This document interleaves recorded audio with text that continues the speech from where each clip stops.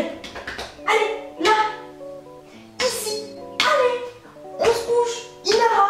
Hey. Vous connaissez la chanson, on se retrouve aujourd'hui pour mes avis sur mes réceptions manga. C'est parti. Je vais juste commencer par quelque chose qui n'a absolument rien à voir avec mes réceptions, mais j'ai fait 2 achats le mois dernier. Il s'agit du tome 4 de Sacrificial Vote, que j'ai déjà lu, que j'ai adoré. Si vous voulez une série ultra barge, vachement axée sur la violence psychologique, etc., qui est ultra gore, ultra trash, je vous la conseille. Et ensuite, sur les conseils d'un abonné, j'ai acheté le tome 1 de La Malédiction de Loki, que je n'ai pas encore lu, mais qui a l'air absolument génial.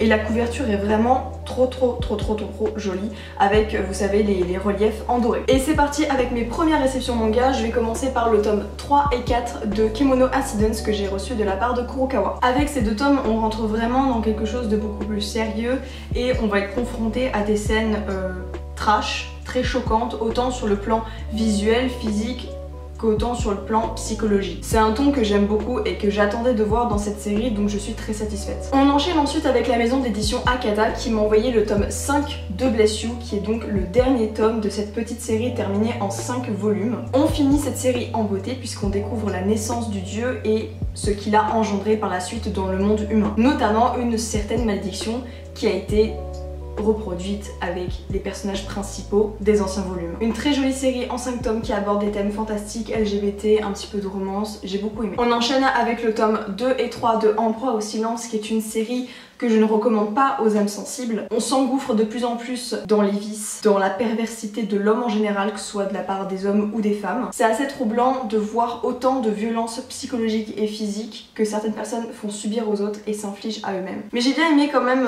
ce certain point d'égalité, comme quoi il n'y a pas que les hommes qui peuvent, comment dire, avoir énormément de vices. La femme aussi est mise au même pied d'égalité. On met vraiment en scène autant la manipulation de la femme envers les hommes que les hommes envers la femme, etc. On passe ensuite à la maison d'édition Kana qui m'a envoyé pas mal de petites choses, donc je vais commencer par la nouveauté qui est le tome 1, Ça reste entre nous. Donc c'est un shoujo qui se termine, d'après ce que je lis, en 3 tomes. Alors on va suivre une lycéenne qui est complètement irréprochable, elle est très sage, très studieuse, mais elle a, on va dire, une petite particularité. Sa mère lui a toujours formellement interdit de nouer des relations avec des hommes, donc elle a toujours dit à sa fille « Promets-moi que tu ne sympathiseras jamais avec les garçons ». Elle a toujours voulu faire plaisir à sa mère et donc elle a toujours obéi à cet ordre-là. Donc à chaque fois qu'un homme s'approchait d'elle, un garçon de sa classe s'approchait d'elle, elle le repoussait violemment. Mais ça n'a pas été sans conséquence puisque toutes les choses que les filles en général dans sa classe avaient envie de faire, donc flirter par exemple notamment, elle avait aussi envie de les faire. Mais elle ne pouvait pas. Elle avait énormément de contrariété et elle va tout garder en elle. Son seul moyen d'extérioriser tous ses fantasmes, tout ce qu'elle avait envie de faire avec les garçons, que ce soit des choses assez mignonnes, assez cute, jusqu'à des choses ultra trash, complètement invraisemblable de sa part de penser ça pour moi, mais bon, bref. Toutes ces choses-là, elle va les extérioriser en les notant. Toutes ces idées-là, elle va toutes les noter dans un petit carnet. Carnet qu'elle va malheureusement oublier sur sa table un soir. Évidemment, un garçon qu'elle avait déjà rencontré auparavant et qui avait des vues entre guillemets sur elle, enfin moi je sens qu'il avait des vues sur elle, va tomber dessus et va pas lui faire une sorte de chantage, ce serait vraiment énorme de dire ça, mais il lui propose: est-ce que tu as envie de faire ces choses, mais avec moi? Sachant que je rappelle, il y a énormément de choses qui ont été écrites, que ce soit des choses genre tenir la main ou baiser en silence dans la bibliothèque. On en est là. Au final, elle va accepter. Alors j'aime beaucoup ce genre de petits mangas, ça marche très bien, j'adore les shoujo, donc c'est un style qui marche très facilement avec moi. Je souligne quand même que malgré le fait que ce soit une relation un petit peu particulière et interdite, il y a du consentement. Donc on est loin de quelque chose de pervers, mais pas ultra cool au niveau du consentement. Là, on est en plein dedans, donc aucun souci là-dessus. Parce que oui, c'est un petit peu malaisant, vous savez, les shoujo où la fille est forcée, et vous savez, genre le système d'argumentation, oui mais elle dit non, mais elle dit oui avec son cœur, elle dit oui avec sa tête. Non. Là, elle dit clairement oui oralement. Bref, une petite série ultra atypique que j'ai beaucoup aimée et j'ai vraiment hâte de lire la suite. Je vais passer un peu plus rapidement sur les tomes suivants. Donc j'ai reçu le tome 5 de Jardin Secret, que j'aime toujours autant. C'est toujours une romance ultra délicate, mais cette fois-ci avec le sentiment de jalousie qui vient s'installer dans ce tome-là. C'est assez nouveau du coup pour notre petite héroïne et il y a un petit peu d'action à la fin, donc j'aime beaucoup. Ensuite j'ai reçu le tome 7 de Irrésistible. Vous savez que c'est un de mes shoujo favoris parce que c'est très mature pour moi. j'aime beaucoup beaucoup beaucoup. C'est un peu un tome que je qualifierais de tome pause entre guillemets, et je suis un petit peu déçue parce qu'il y a eu une petite erreur d'impression dans mon manga, c'est à dire que le premier chapitre du tome c'est aussi le dernier chapitre, donc en fait j'ai pas le vrai dernier chapitre de ce volume là, j'ai le premier en fait qui a été remis à la fin, donc j'étais un petit peu déçue, du coup bah, je peux pas dire mon avis dessus, vraiment, complètement. Et ensuite, de Kana, j'ai reçu le tome 8 de Hailey, une romance, vous savez, ultra drôle, ultra loufoque, et ça reste vraiment adorable et cute malgré le côté très humoristique de la chose. Et justement, ça apporte un petit peu de légèreté et un peu de what the fuck à la série, j'aime beaucoup. C'est pas une série en laquelle j'avais beaucoup d'espoir, parce que pour moi, bon, ça allait être assez banal. Et c'est une série qui suscite de plus en plus mon intérêt et je vous la recommande chaudement. Bon, il y a quand même 8 tomes à rattraper, mais ça se lit super bien et franchement c'est tellement mignon, vous allez dévorer. J'ai ensuite reçu le tome 2 et 3 de Why Nobody Remembers My Word. J'arrive jamais à le dire rapidement, c'est un échec. Si je dois résumer ces deux tomes assez simplement, je dirais qu'il y a beaucoup d'action, beaucoup de scènes de combat et un certain dynamisme assez puissant. Et je tiens à souligner la force graphique de ce manga, les combats, les mises en scène sont juste incroyables. C'est rare quand on voit un manga avec autant de détails et autant de puissance, autant de dynamisme dans le dessin. Donc c'est vraiment très agréable à lire et ça se lit mais tellement facilement. Ensuite j'ai reçu le tome 4, Les aventures de Roxy. C'est un tome un peu pause, beaucoup moins enjaillant entre guillemets. Que les tomes précédents. En fait on a notre petite Roxy qui va enfin retrouver sa maîtresse qui lui a donné le goût de la magie et de partir de son peuple initial. Je suis carrément déçue par le caractère de la maîtresse, j'avais beaucoup d'attentes envers elle, j'avais beaucoup de... Je crois que je l'ai trop idéalisée, je pensais qu'elle était super charismatique et c'est pas vraiment le cas. Donc j'étais un petit peu déçue, mais ça reste quand même assez chouette. Après voilà, pas beaucoup d'action dans celui-là, c'est vraiment un manga entre guillemets pause. Et ensuite nous avons Taifo Comics, donc il m'a envoyé 3 mangas. Je vais commencer par les 2 nouveautés parce que franchement il y a des choses à dire, j'ai vraiment eu des coups de cœur. On va commencer par le one shot Midnight Rain.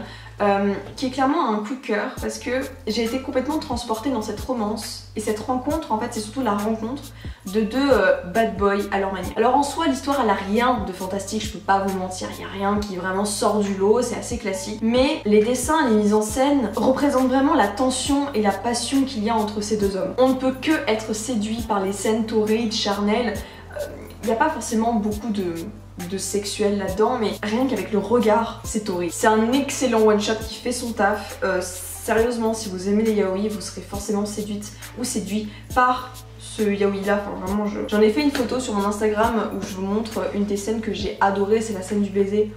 Oh, je la trouve folle et vraiment puissante niveau émotion. Après, nous avons un manga qui est complètement à l'opposé, je veux dire, en termes de style du manga que je viens de vous présenter, pardon. C'est Fluff for the Flyless, si je le dis bien. C'est aussi un one-shot beaucoup plus épais que le précédent. Alors c'est un one-shot entre le monde merveilleux et du coup le genre du yaoi. Et c'est une histoire parfaitement construite. Quand on lit ce manga, on est complètement transporté dans l'histoire parce que l'auteur a vraiment travaillé dans les moindres détails son univers. Il n'y a aucune incohérence, il y a tout vraiment qui... Tout est expliqué limite. Et c'est vraiment comme si vous suiviez l'histoire depuis plusieurs tomes et que vous n'aviez aucune difficulté à comprendre cet univers. Et donc ça permet vraiment d'être mis en situation très facilement. J'ai beaucoup aimé d'ailleurs la divinité dont Shin, donc le premier héros principal, doit s'occuper. Il a l'air tellement doux. Enfin c'est vraiment une romance qui pourrait se caractériser par de la douceur. Et c'est une romance qui se concrétise vraiment à la fin. Ça n'a rien à voir avec Midnight Rain que j'ai présenté juste avant, qui est vachement plus sur le côté charnel, torride, etc.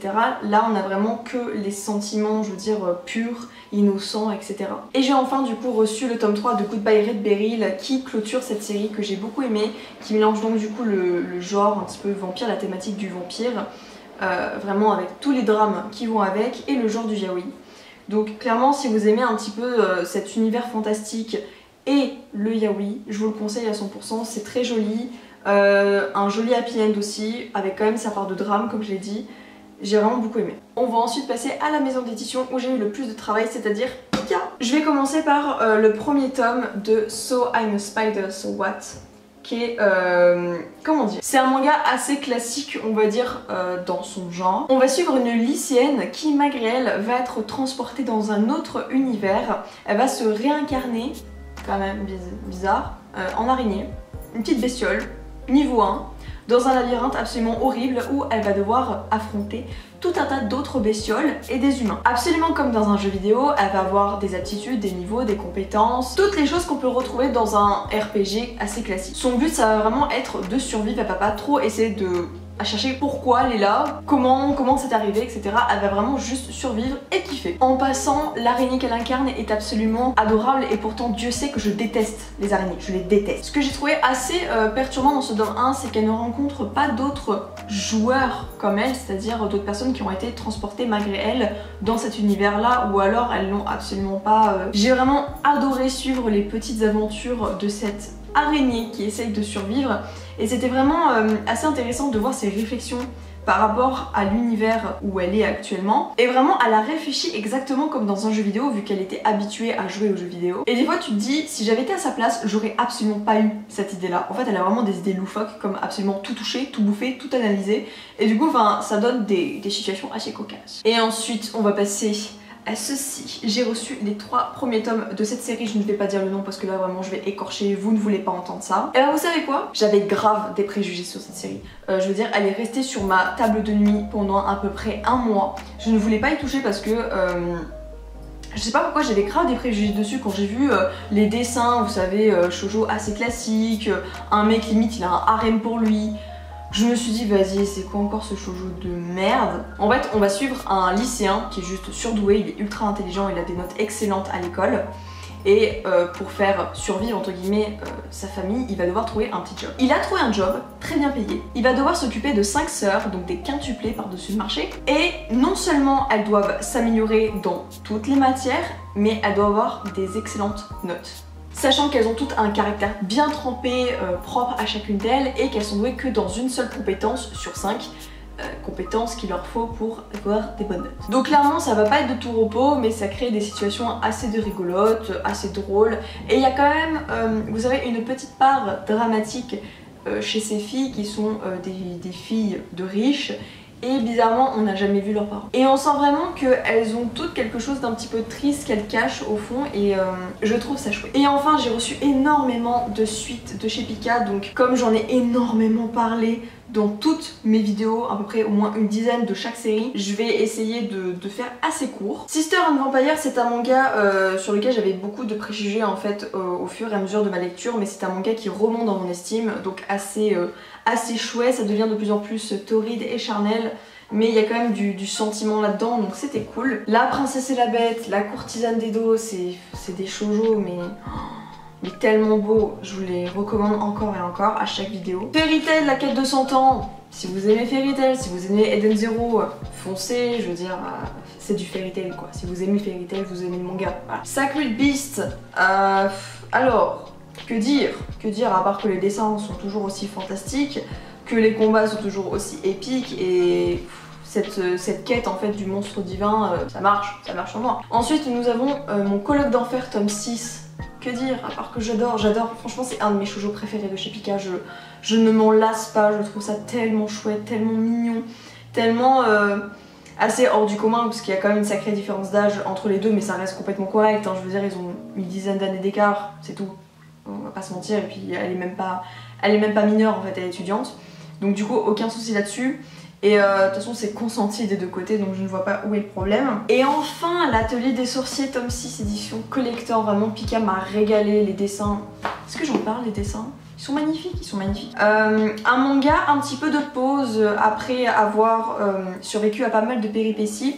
Notre petite Coco va entre guillemets se reposer au niveau de tous les drames qu'il y a eu et de tous les combats avec les méchants qu'il y a eu. Toutes les petites sorcières vont devoir faire équipe pour passer un test élaboré par un illustre sorcier qui va donc mettre à l'épreuve leur imagination et leur travail d'équipe. Et je finis par le dernier tome que m'a envoyé Nobinobi de la série Tant qu'il est encore temps je t'aimerai, donc le tome 8. Une série que j'ai adorée, honnêtement, à part l'avant-dernier tome que j'ai trouvé un petit peu bof, parce que pour moi ça allait beaucoup trop vite et les explications pour certains éléments du scénario n'étaient pas ultra dingue. J'ai adoré cette série vraiment de A à Z quand même. C'est une très jolie série qui peut être facilement adaptée pour les plus jeunes. Parce que bon, bah, l'histoire n'est pas si horrible et aussi dramatique que ça à la fin, forcément vous vous en doutez. Il y a un happy end qui est juste absolument sublime et très poétique. Donc je suis contente d'avoir fini cette série. J'avais vraiment hâte de la terminer pour connaître du coup la fin. Et bah aucun regret. On va finir par les mangas que j'ai reçus mais que je n'ai malheureusement pas eu le temps de lire. Donc les avis seront postés soit en story Instagram à la une, soit en post Instagram tout court.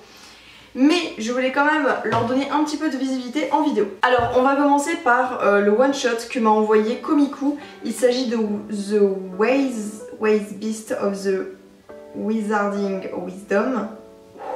Je pense que j'ai très mal dit, je l'avais jamais lu le titre réellement au complet.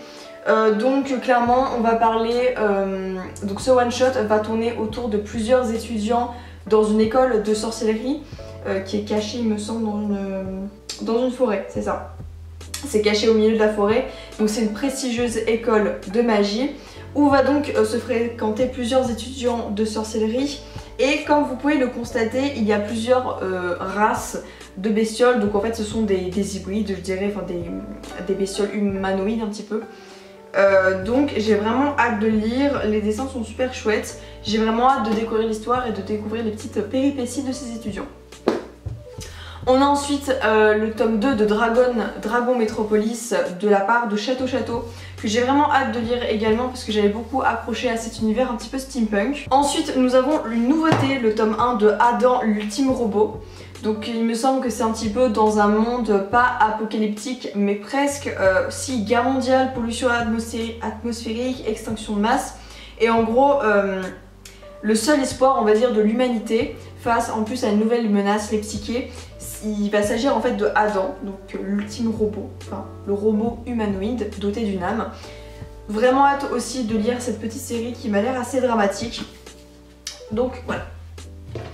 Ensuite, j'ai reçu le tome 3 de Shibuya Elle que j'ai envie de dévorer tout de suite. Je me force à lire d'autres séries avant parce qu'elle n'est pas prioritaire. Mais trop hâte de la lire, une série bien gore comme on les aime. Ensuite, un petit shoujo, le tome 2 et 3 de Nos Précieuses Confidences. Je pense que ces deux tomes vont être assez déterminants à savoir si je continue ou pas la série. Et on passe ensuite à la maison d'édition Kana qui m'a envoyé le tome 3 de 5 Minutes Forward, le tome 19 de Sky Survival et le tome 29 de Black Butler. Black Butler, je vais mettre ça en pause puisque je n'ai pas les autres tomes. En fait, je m'étais arrêtée au tome 20-21. Donc il faudrait que j'achète la suite. Et voilà, c'est tout pour cette petite présentation de manga que j'ai reçue. Il y en avait quand même pas mal, hein. Honnêtement, je me suis sentie un petit peu débordée quand j'ai vu la pile à présenter. N'hésitez pas à me suivre sur Instagram où je suis ultra active, que ce soit en story ou en publication. Et sinon, moi je vous dis à la prochaine pour une nouvelle vidéo.